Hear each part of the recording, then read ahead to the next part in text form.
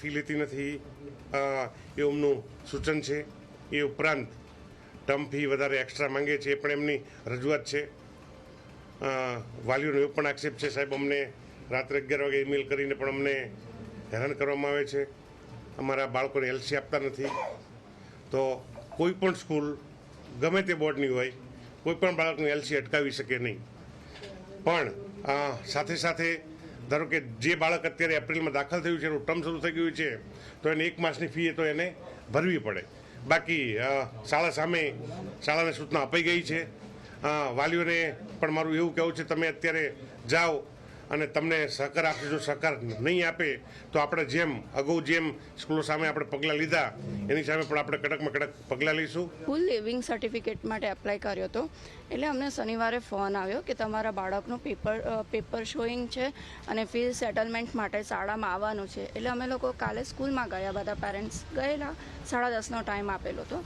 અમે ત્યાં ગયા એટલે અમને પહેલાં આ કાગળ હાથમાં આપ્યું।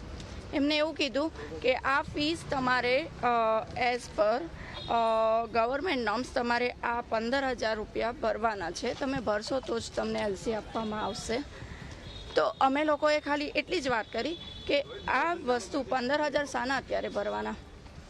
ગવર્મેન્ટનો કોઈ બી રૂલ્સ હોય ને એ એપ્લિકેબલ ત્યારે જ થાય કે જ્યારે તમારું ટર્મ સત્ર શરૂ થવાનું હોય, ના કે સત્ર પૂરું થવાનું હોય। આજે મારા બાળકનું રિઝલ્ટ મારા હાથમાં આવી જાય છે ત્યારે તમે એવું કહો છો કે તમારે 15,000 ભરવાના। તમે હવે સ્કૂલમાં જે શિક્ષણનું જે સ્તર છે એમાં મજા નથી આવતી, એના કારણે અમે મારો સન 4th સ્ટાન્ડર્ડમાં ત્યાં છે, તો ત્યાંથી અમે ગઈકાલે એલસી માટે ઇન્સ્ટન્ટ પહેલાં અપ્લાય કર્યું હતું। તો ગઈકાલે એ લોકોએ બોલાવ્યા હતા અમને લોકોને, અમે લોકો ગયા તો ત્યાં અમને એ લોકોએ સીધું એક પેપર આપ્યું છે જેમાં તમારી આટલી ફી બાકી નીકળે છે એ રીતે ભરવા માટે અમને આપવામાં આવ્યું છે પેપર, જે અત્યાર સુધીમાં એમના કીધા મુજબ બધી ફી ભરી છે, તે છતાં તમારી બાકી કેવી રીતે નીકળે છે પહેલાં તો ક્વેશ્ચન એક હતો।